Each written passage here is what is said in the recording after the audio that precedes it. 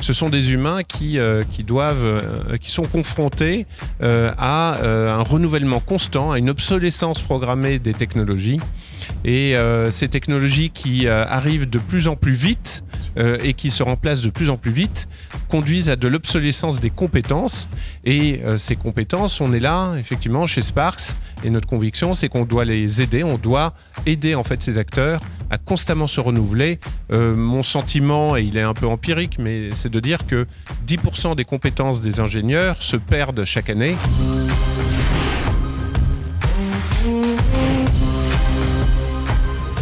Le 8e congrès de l'entreprise du futur. Et on aime vous raconter ici dans ce studio au Quedito des histoires de dirigeants, des histoires de transformation réussies ou pas. Mais enfin, en général, elles sont réussies, justement, de belles histoires.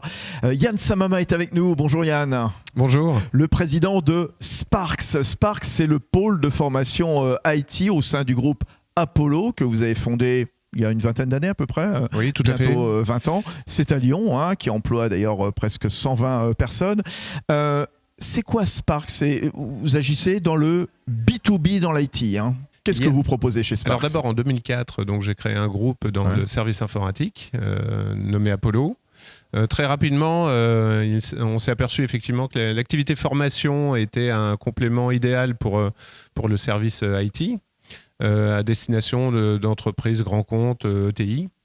Passé à un certain stade de développement, il a fallu effectivement que les équipes se scindent. Et aujourd'hui, effectivement, il y a 2 pôles dans notre groupe qu'on a renommé Alpha Nova et qui est le groupe Apollo pour le pôle service, IT, et le pôle Sparks, le pôle formation professionnelle continue, toujours dédié à l'IT, toujours dédié aux entreprises.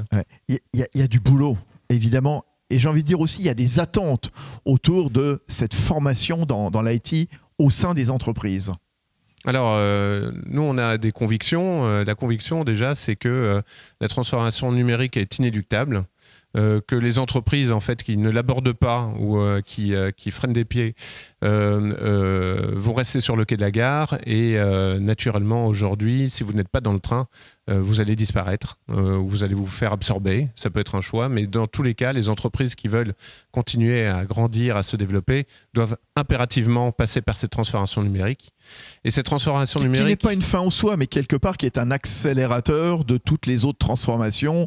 Qu'on parle de RH, qu'on parle de modèle de business, qu'on parle de transformation environnementale, c'est un peu le pivot, c'est le vecteur commun. Les technologies d'information améliorent de façon progressive et exponentielle l'humain à travers sa capacité à communiquer avec un plus grand nombre.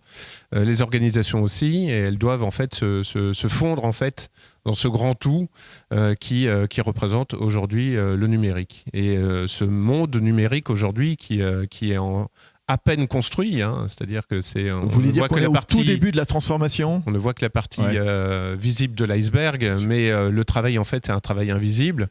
Et cette transformation numérique, elle est opérée par des acteurs humains, et qui le resteront, qui conduisent en fait les transformations numériques, qui sont la colonne vertébrale des organisations. Aujourd'hui, on n'imagine plus une entreprise dans laquelle le numérique n'existerait pas.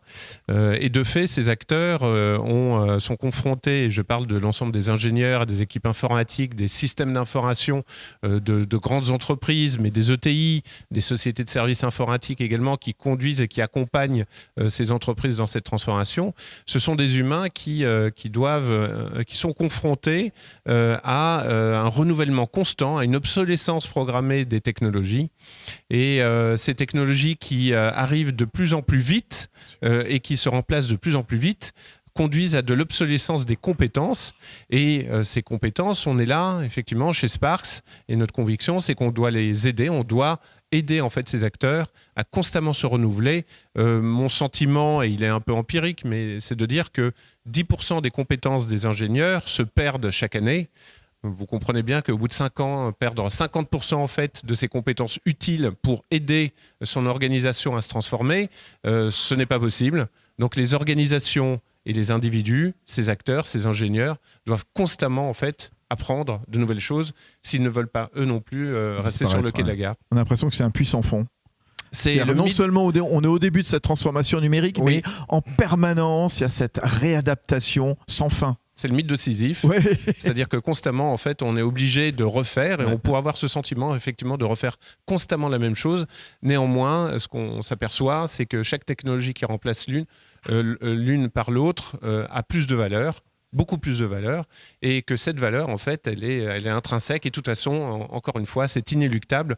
On doit on doit sauter d'un train à l'autre pour continuer, en fait, le combat et continuer à vivre et à survivre. Ouais, et puis là, il y a cette donnée dont on parle aussi de plus en plus, qu'on a découverte ou redécouverte à l'occasion de ChatGPT. Bien sûr, c'est l'intelligence artificielle. Les entreprises, elles doivent s'en emparer, Yann Samama.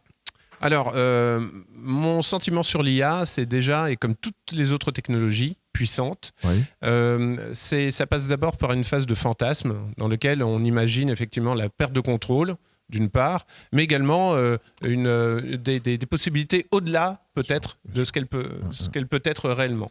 Donc, une nouvelle technologie, c'est d'abord, en fait, un fantasme, puis souvent une déception, et enfin, on passe dans la phase réaliste, c'est-à-dire de savoir ce qu'on peut réellement faire. D'où l'intérêt de bien l'appréhender, de bien la comprendre, de bien la connaître, la maîtriser, et d'où l'intérêt d'être bien formé. Et de le vivre de façon positive. Et pour cela, effectivement, on a besoin d'être accompagné. Les intelligences artificielles elles-mêmes doivent être formées afin de devenir efficaces. Bien sûr. Donc le principe de former et de développer, c'est la base de tout. Et on est aujourd'hui chez Sparks avec ces convictions que nous sommes au début encore d'un nouveau renouveau. Ouais. C'est intéressant toujours cette notion de formation qui est au cœur, qui est dans l'ADN de Sparks que vous avez fondé, Yann Samama. Vous utilisiez tout à l'heure le terme de mythe de Sisyphe, voilà, ça ne s'arrête jamais. Quels hommes et quelles femmes, justement, pour répondre à tous ces nouveaux besoins, ces nouveaux métiers? Il y a assez de bras dans l'IT en France? Alors, c'est chronique, il faut même pas, faut déplacer le débat, c'est même pas la France, c'est le monde. Oui. Le monde manque de cerveau et aujourd'hui encore de doigts pour pouvoir coder ce monde invisible qui est le monde même pas de demain, le monde du présent, du présent proche. Bien sûr. Et on se doit effectivement là aussi de trouver et d'attirer à nous. Les métiers qui disparaissent en fait dans le monde sont des métiers qui apparaissent chez nous. Chaque technologie conduit à la création de nouveaux métiers. Donc, et chaque nouveau métier, clairement, le système éducatif, et je ne vais pas résumer à la France, mais le système éducatif est trop lourd pour pouvoir réagir à des métiers qui peuvent apparaître dans l'année. Donc, de fait, et disparaître aussitôt. De ce fait, la formation professionnelle est un vrai atout pour ces entreprises, et notamment des entreprises qui sont agiles dans la compréhension et dans la construction de programmes de reskilling, d'upskilling à destination des salariés des entreprises, mais également d'autres voies, d'autres canaux qui nous permettraient effectivement d'intégrer, d'absorber de nouvelles personnes pour des métiers qui sont vraiment passionnants. Ouais. En tout cas, vous avez mis le doigt là où il fallait, justement, voilà, pile dans la cible, la formation dans l'IT, voilà, donc au cœur de Sparks que vous avez fondé, Yann Samama. Merci d'être venu dans ce studio Kédito. Oh, c'est pas fini, Noémie Tillemont, elle va vous poser quelques questions. Wow, faut pas les redouter, les questions de Noémie Tillemont. Pas du tout. Jamais, vous allez voir, toujours en douceur. Elles sont toujours pertinentes. Toujours sympathiques.